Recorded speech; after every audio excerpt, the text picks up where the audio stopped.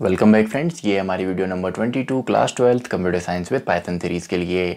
और हम डिस्कस कर रहे थे chapter number 3 using Python libraries को।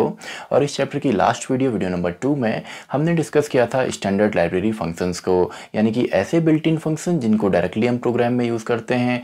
और इस वीडियो के अंदर हम कुछ ऐसे फंक्शन को डिस्कस करेंगे जो कि हमारे स्टैंडर्ड लाइब्रेरी मॉड्यूल का पार्ट हैं, यानी कि इन फंक्शन को यूज़ करने के लिए हमें मॉड्यूल को इम्पोर्ट करना पड़ता है। तो स्टार्ट करते हैं। टॉपिक है हमारा स्टैंडर्ड लाइब्रेरी मॉड्यूल फंक्शंस। तो इस वीडियो के लिए टॉपिक हमारा है स्टैंडर्ड लाइब्रेरी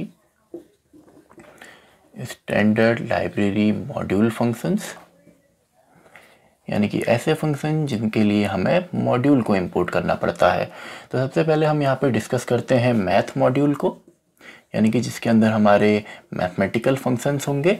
अब देखिए, किसी भी मॉड्यूल को प्रोग्राम में इंप्लीमेंट करने के लिए यूज़ करने के दो तरीके हैं। अगर हमें इंपोर्ट करना है, एक तो हम इंपोर्ट कीवर्ड की मदद से करते हैं और दूसरा फ्रॉम कीवर्ड की मदद से भी हम करते हैं। तो दोनों से ही चलिए हम एग्जाम्पल पहले यहाँ पे देख लेते हैं। मान लीजिए आपका एक फंक्शन है SQRT जो कि स्क्वायर रूट कैलकुलेट करता है, स्क्वायर रूट हमको रिटर्न करके देगा और ये आपका मैथ मॉड्यूल का पार्ट है। तो अगर हम इंपोर्ट कीवर्ड की मदद से करते हैं तो इंपोर्ट कीवर्ड का जो सिंटैक्स है कुछ इस तरीके से अगर हम इंपोर्ट की मदद से करेंगे तो सबसे पहले हमें यहाँ पे मॉड्यूल का नेम लिखना पड़ता है।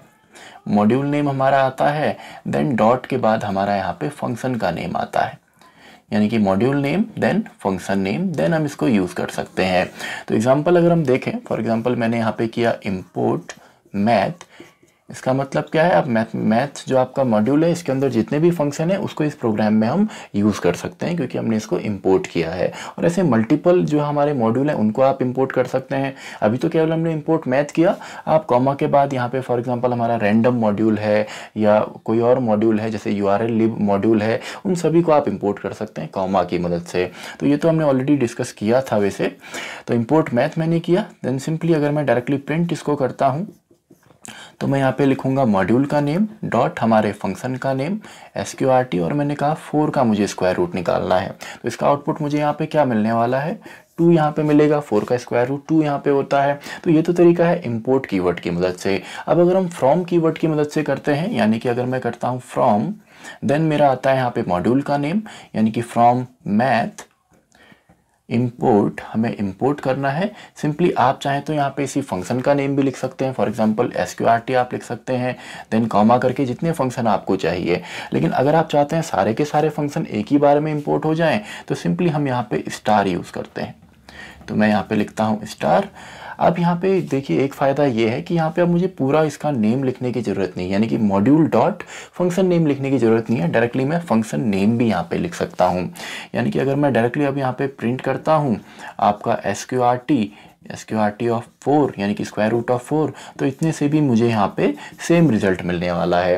लेकिन हमारा जो स्टैंडर्ड तरीका है वो आपका इंपोर्ट कीवर्ड की मदद से ही है, यानी कि इसी की मदद से हम हर बार यहाँ पे इंपोर्ट करते हैं। और बुक्स वगैरह में भी आपने इंपोर्ट कीवर्ड से ही देखा होगा। तो दोनों ही आई होप आपको समझ में आए होंगे।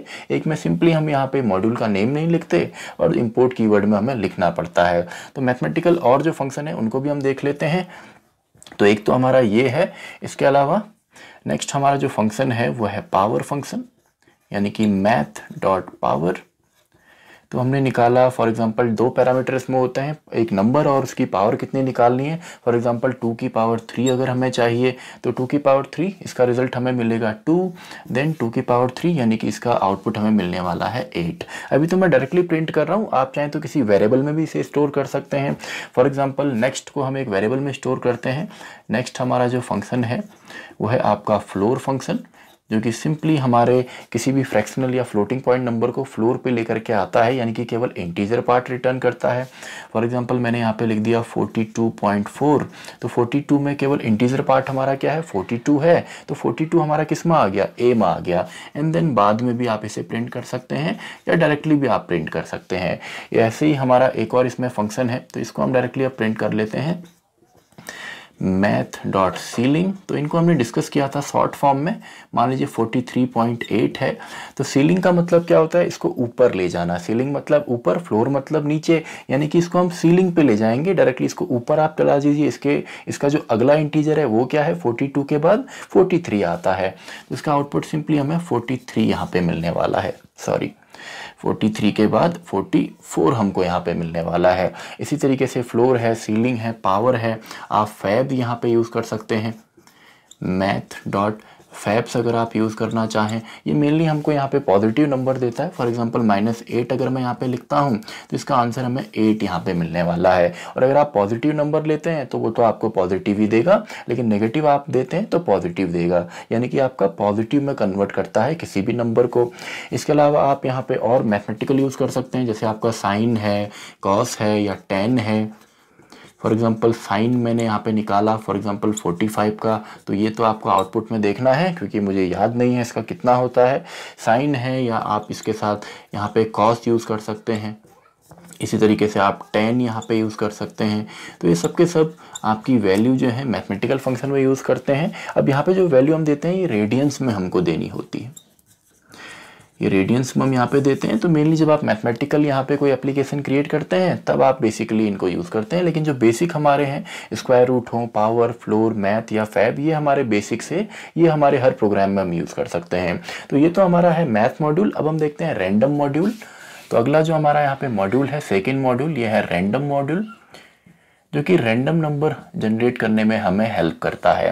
तो इसके भी डायरेक्टली प्रोग्राम हम यहाँ पे देखते हैं। फॉर एग्जांपल सबसे पहले मैं लिखूंगा इंपोर्ट रैंडम, यानी कि रैंडम मॉड्यूल को हमने इंपोर्ट किया।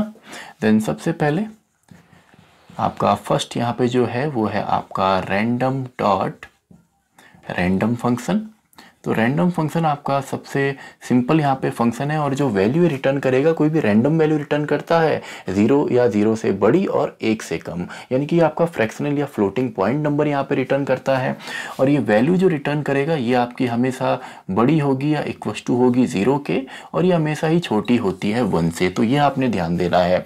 तो यहाँ पे जो वैल्यू जनरेट हो सकती है वो 0.832 हो सकती है, या आपका 0.14 हो सकती है, यानी कि कोई भी वैल्यू यहाँ पे जनरेट होगी, लेकिन जो वैल्यू जनरेट होगी वो 0 के बराबर या 0 से बड़ी होगी और 1 से हमेशा कम होती है। तो ये रैंडम फंक्शन है। अब अगर आप चाहते हैं कि फ्रैक्शनल या फ्लोटिंग पॉइंट नंबर ही यहाँ पे जनरेट हो और एक रेंज में हम करें, फॉर एग्जांपल मैं चाहता हूँ यहाँ पे जो रेंज है वो आपका 10 to 50 है, तो ये भी आप कर सकते हैं। सिंपल सा इसका लॉजिक है। हम यहाँ पे लिखते हैं प्रिंट, देन हमने लिखा random dot random, and simply आप इसे मल्टीप्लाई कर दीजिए, upper limit minus lower limit, यानी कि 50 माइनस 10, देन हम कर देते हैं लोअर लिमिट प्लस। यानी कि अगर आप ये करते हैं तो सिंपली आपको यहाँ पे एक वैल्यू जनरेट होती हुई मिलेगी जो कि आपकी फ्लोटिंग पॉइंट होगी, और वो होगी 10 और 50 के बीच में, यानी कि आप एक रेंज में यहाँ पे निकालना चाहते हैं। इसी तरीके से अगर आपने रैंडमली जनरेट करना है किसी इंटीजर को, तो उसके लिए भी हमारा यहाँ पे फंक्शन है। तो प्रिंट हम यहाँ पे करते हैं, हमने किया रैंडम डॉट रैंड इंट। तो रैंड इंट हमारा जो यहाँ पे फंक्शन है ये सिंपली एक इंटीजर वैल्यू यहाँ पे रैंडमली जनरेट करता है, और इसमें हम वैल्यू भी दे सकते हैं। यानी कि मान लीजिए मैंने यहाँ पे कहा 15 और 25, तो अब ये जो वैल्यू यहाँ पे जनरेट करेगा वो आपकी 15 और 25 के बीच में कुछ भी हो सकती है, या 15 और 25 भी हो सकते हैं। तो यहाँ पे रैंडमली कोई भी वैल्यू जनरेट होगी, लेकिन यहाँ पे हमने इसकी रेंज दे दी है, वैल्यू हमने फिक्स कर दी है। तो यहाँ पे 16 आ सकता है या 25 आ सकता है या कोई भी वैल्यू, लेकिन 15 और 25 के बीच में ही आएगी। इसी तरीके से आप रेंज भी यहाँ पे दे सकते हैं। फॉर एग्जाम्पल प्रिंट में अगर यहाँ पे करता हूँ और मैंने यहाँ पे लिखा रैंडम डॉट रैंड रेंज, तो नेक्स्ट हमारा फंक्शन है रैंड रेंज। तो इसमें हम रेंज दे सकते हैं। अब देखिए इसमें मैंने दे दिया 1 to 100 फॉर एग्जांपल, लेकिन इसमें और रैंड इंट और रैंड रेंज में यही अंतर है कि इसमें आप स्टेप भी दे सकते हैं। यानी कि मैंने स्टेप फॉर एग्जांपल यहाँ पे 2 दे दिए। तो 2 स्टेप का मतलब क्या है, जैसे हमारा लूपिंग में होता है 1 के बाद नेक्स्ट हमारा जाएगा 3, देन 5, देन 7, देन 9। तो इन्हीं में से कोई रैंडमली वैल्यू हमें मिलने वाली है। यानी कि इसके अंदर आपको 3 मिल सकता है, 5 मिल सकता है, यानी कि मेनली जो हमारे यहाँ पे ऑड नंबर है वो आपको मिलने वाले हैं। तो यहाँ पे आप इसकी रेंज दे सकते हैं, जैसे फंक्शन में हमारे स्टेप होते हैं, यानी कि स्टार्टिंग, एंडिंग एंड हमारे स्टेप कितने हैं। इसके अलावा आपके पास यहाँ पे एक चॉइस भी फंक्शन होता है। अब चॉइस में सिंपली हम चॉइस निकाल करके लेके आते हैं। For example random dot choice में लिखता हूँ तो चॉइस में सिंपली हमारे पास यहाँ पे चॉइस होती है। इसके अंदर आप लिस्ट लिख सकते हैं, इसके अंदर आप टपल लिख सकते हैं, इसके अंदर आप स्ट्रिंग भी लिख सकते हैं। फॉर एग्जाम्पल अगर मैं इसके अंदर स्ट्रिंग लिखता हूँ, मैंने चॉइस यहाँ पे लिखा और मैंने सिंपली टुडे यहाँ पे दे दिया या टुडे इज़ ग्रेट दे दिया, कोई भी आप इसके अंदर रैंडम स्ट्रिंग देते हैं। अब ये क्या करेगा, इसी स्ट्रिंग में से कोई भी रैंडम यहाँ पे करेक्टर हमको रिटर्न करता है। यानी कि ये यहाँ पे वाई दे सकता है, ओ यहाँ पे दे सकता है, टी यहाँ पे दे सकता है। वैसे ही आप यहाँ पे इसको लिस्ट के साथ भी यूज़ कर सकते हैं। अगर मैं यहाँ पे करता हूँ random dot choice and then simply मैंने यहाँ पे एक लिस्ट दे दी। फॉर एग्जांपल 42 है, इसमें 18 है, 16 है। तो फिलहाल मैंने मान लिया यहाँ पे तीन ही वैल्यू दी, 42, 16 एंड 18। तो इन तीन वैल्यू में से रैंडमली कोई एक वैल्यू को वो चूज़ करता है। यानी कि यहाँ पे आपका 42 आ सकता है, 18 आ सकता है और 16 भी आ सकता है। वैसे अगर आप चॉइस में यहाँ पे टपल को देते हैं, फॉर एग्जाम्पल सिंपली मैंने यहाँ पे कहा 42, 19, 21, 15, तो सिंपली सेम है जैसे आपका लिस्ट में होता है। इन वैल्यूज़ में से कोई रैंडम वैल्यू यहाँ पे जनरेट होगी। यानी कि यहाँ पे 19, 42, 21 या 15 में से कोई भी वैल्यू यहाँ पे आ सकती है। तो ये आपके रैंडम मॉड्यूल के फंक्शन है। मेनली हमारे जो एग्जाम में आ सकते हैं वो रैंडम है या रैंडेंट है। बाकी आप वैसे ही यूज़ कर सकते हैं, आप प्रोग्रामिंग में इसको यूज़ करें। तो ये हमारे दो मॉड्यूल है। एक और मॉड्यूल हम देखते हैं URL lib, जो कि हमारा URL को मैनिपुलेट करता है। तो स्क्रीनशॉट उससे पहले आप इसका ले लीजिए नोट्स के लिए। तो आई होप आपने इसका स्क्रीनशॉट ले लिया होगा। तो हम देखते हैं अपना URL प्रोग्राम के अंदर एक URL की मदद से एक वेब पेज का हम डेटा निकाल करके लाते हैं, या कैसे अपने प्रोग्राम से एक वेब पेज को हम ओपन करते हैं। तो इसके लिए दो मॉड्यूल हम यहाँ पे डिस्कस करेंगे। एक है हमारा वेब ब्राउज़र मॉड्यूल और दूसरा हम यहाँ पे डिस्कस करेंगे URL lib मॉड्यूल को। तो स्टार्ट करते हैं। दो मॉड्यूल हमने यहाँ पे डिस्कस करने हैं। फर्स्ट हम डिस्कस करेंगे वेब ब्राउज़र मॉड्यूल को एंड दूसरा हमारा मॉड्यूल है URL lib मॉड्यूल। तो जो आपका वेब ब्राउज़र मॉड्यूल है ये तो सिंपली किसी भी वेब पेज को ओपन करने में हेल्प करता है पाइथन प्रोग्राम से, और जो URL lib मॉड्यूल है ये सिंपली हमारा डेटा यहाँ पे एक्सेस करने में हेल्प करता है किसी भी वेब पेज का। और दोनों ही मॉड्यूल आपके तभी एग्जीक्यूट होते हैं जब आपको जो सिस्टम है वो इंटरनेट से कनेक्ट होता है। यानी कि जब आप इनको रन करेंगे तो मेक श्योर कि आपका जो सिस्टम है, आपका जो पीसी है वो आपका इंटरनेट से कनेक्ट हो, वरना आपका ये चलेगा तो सही लेकिन वहाँ पे एरर आपको मिलती है। तो स्टार्ट करते हैं। पहले हम देखते हैं वेब ब्राउज़र मॉड्यूल। तो सबसे पहले इसको इंपोर्ट करना है क्योंकि ये मॉड्यूल है। तो इंपोर्ट हमने यहाँ पे किया वेब ब्राउज़र को, और सबका सब आप यहाँ पे लोअर केस में ही लिखेंगे। देन सिंपली आपका मॉड्यूल का नेम डॉट आपका फंक्शन का नेम, यानी कि वेब ब्राउज़र। तो कुछ हमने प्रिंट यहाँ पे नहीं करना है, इसको किसी में हम स्टोर भी नहीं कर रहे हैं। तो directly web browser dot open and इसके बाद हमारा जो URL है, जो एड्रेस है किसी भी वेब पेज का, वो आप यहाँ पे लिख दें। फॉर एग्जांपल हम यहाँ पे google.com को अगर ओपन करें तो यहाँ पे उसका पूरा एड्रेस हम दे देते हैं HTTPS यानी कि secure, then simply :/ and worldwideweb.google.com/। आप डायरेक्टली भी यहाँ पे दे सकते हैं किसी भी URL को, किसी भी वेब पेज के एड्रेस को, वरना सिंपली आपका जो इंटरनेट है या सिंपली आपको जो ब्राउज़र है उसके एड्रेस बार में जाके आप कॉपी करें एंड वहाँ से आप यहाँ पे पेस्ट भी कर सकते हैं। देन आप देख सकते हैं ओपन होता है कि नहीं होता है। तो इसकी मदद से आपका ओपन हो जाएगा। जैसे आप इस प्रोग्राम को रन करेंगे तो आपका जो डिफ़ॉल्ट ब्राउज़र है, जो भी आपने डिफ़ॉल्ट वहाँ पर सेलेक्ट किया है, उसमें आपका ये वेब पेज ओपन होता है। इसके अलावा अगर आप यहाँ पे नए टैब में इसको ओपन करना चाहें, वैसे तो आप इसको नई विंडो में भी ओपन कर सकते हैं, open_new करके ये आप लिखें। देन आपका सेम एड्रेस यहाँ पे HTTPS ये पूरा एड्रेस आपका यहाँ पे आएगा। तो अगर आप न्यू करते हैं तो काफ़ी बार नई विंडो में भी ओपन करता है, लेकिन काफ़ी बार सपोर्ट नहीं करता। और अगर आप चाहें तो नए टैब में भी ओपन कर सकते हैं। तो उसके लिए हमारा यहाँ पे है वेब ब्राउज़र, जो कि मॉड्यूल है .open, और ये पूरा एक ही साथ यहाँ पे आएगा open_new_tab, यानी कि नए टैब में अगर आपने इसको ओपन करना है तो वो भी आप यहाँ पे कर सकते हैं। तो इसका मतलब क्या है, आपने देखा होगा आपका जो स्क्रीन है उसमें अलग अलग, जब आप ब्राउज़र ओपन करते हैं तो एक टैब, दो टैब, इस तरीके से टैब्स आपके आते हैं। तो आपके अलग अलग टैब में अगर आपने ओपन करना है तो न्यू टैब आप ओपन कर सकते हैं। तो ये आपका क्या है, वेब ब्राउज़र मॉड्यूल, जिससे सिंपली हम अपने प्रोग्राम से एक वेब पेज को ओपन करते हैं। अब हम देखते हैं URL lib मॉड्यूल को। तो सेकेंड हमारा यहाँ पे है URL lib मॉड्यूल। तो URL lib मॉड्यूल सिंपली वैसे तो डायरेक्टली आपका इंपोर्ट हो जाएगा, यानी कि अगर आप डायरेक्टली इसको लिखते हैं, इंपोर्ट अगर आप करते हैं URL lib को, तो डायरेक्टली आपका चलेगा। लेकिन काफ़ी बार जो इसकी रिक्वेस्ट कमांड है वो डायरेक्टली सपोर्ट नहीं करती है, तो उसके लिए हम यहाँ पे URL lib.request डायरेक्टली लिखते हैं।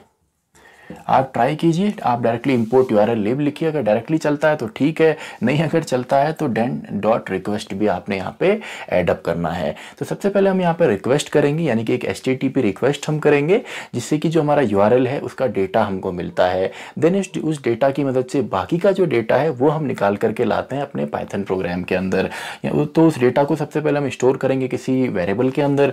तो मान लेते हैं हमने एक यहाँ पे वेरिएबल ले लिया p नाम से, एंड इसमें सिंपली हम लिखते हैं URL lib डॉट रिक्वेस्ट हमने करी डॉट URL ओपन। हम एक URL को यहाँ पे ओपन करेंगे, तो यही URL चलिए ओपन कर लेते हैं, यानी कि https then www.google.com google.com/close and finally close. तो ये हम क्या कर रहे हैं, ये आपका जो कमांड है, रिक्वेस्ट कमांड है, ये आपका एक HTTP रिक्वेस्ट करती है आपका सर्वर को, और ये रिक्वेस्ट आपका पाइथन से होगी। देखिए डायरेक्टली तो हम रिक्वेस्ट करते ही हैं, यानी कि जब अपने वेब ब्राउजर में डायरेक्टली हम एड्रेस लिखते हैं तो सबसे पहले हम क्या लगाते हैं, हम HTTP यहाँ पे लगाते हैं। ये हमारा ब्राउजर जो है डायरेक्टली इसको ऑटोमेटिकली इसको आपका लगा देता है। ये क्या है, एक रिक्वेस्ट है। HTTP मतलब हाइपर टेक्स्ट ट्रांसफर प्रोटोकॉल, यानी कि एक प्रोटोकॉल है जो आपका हाइपर टेक्स्ट के ट्रांसफर के लिए रिक्वेस्ट कर रहा है सर्वर को। एंड जब वो रिक्वेस्ट आपकी एक्सेप्ट होती है तभी हम उन पेजेस को एक्सेप्ट करते हैं और हमारे क्लाइंट के पास आपका डेटा आता है। तो ये सिंपली क्या है, एक रिक्वेस्ट है। अब इस रिक्वेस्ट के बाद सिंपली आपका जो डेटा है इस URL का, वो आपका आ जाता है आपके पाइथन प्रोग्राम में। और ये कब होगा, जब आपका इंटरनेट चल रहा हो, यानी कि आपका इंटरनेट से कनेक्ट होना चाहिए। तो जो वहाँ से डेटा आपका आता है वो हमारा P में स्टोर होगा, एंड इस डेटा की मदद से ही बाकी का डेटा हम एक्सेस कर सकते हैं। इसके बाद हमें यहाँ पे मॉड्यूल का नेम लिखने की जरूरत नहीं पड़ती है। तो यहाँ पे जैसे आप इसको करेंगे, इसके बाद अगर आप प्रिंट करते हैं P की वैल्यू को, तो आपको वहाँ पे सिंपली एक डेटा वहाँ पे मिल जाएगा जो कि इस URL से रिलेटेड है, यानी कि रिक्वेस्ट आपको मिलेगा। एंड कुछ आपको वहाँ पे http.client.request इस तरीके से मिलता है कि क्लाइंट ने रिक्वेस्ट करी, एंड अगर आपका सब चीज़ ठीक है तो वहाँ से सिंपली आपकी रिक्वेस्ट एक्सेप्ट होती है और डेटा आपको वापस वहाँ पे रिटर्न मिलता है। और वो डेटा हमारा P में आया, तो आप जैसे इसको प्रिंट करेंगे तो आपको मिलेगा। अगर आपको ये अगर देखना हो कि आपका काम सही चल रहा है या नहीं चल रहा है, तो HTTP का स्टेटस आप चेक कर सकते हैं, और वो स्टेटस हम देखते हैं गेट कोड की मदद से। यानी कि मान लीजिए T नाम के वेरिएबल में हमने यहाँ पे देखना है p.getCode।